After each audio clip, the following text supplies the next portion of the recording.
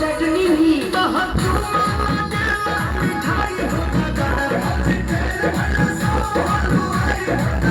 आई हो दादा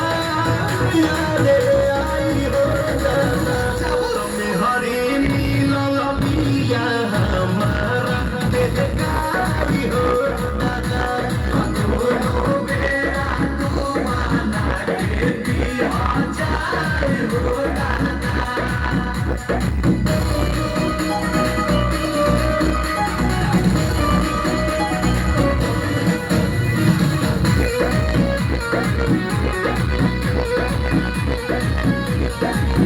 मने आंसू के हो तेरी आंसू के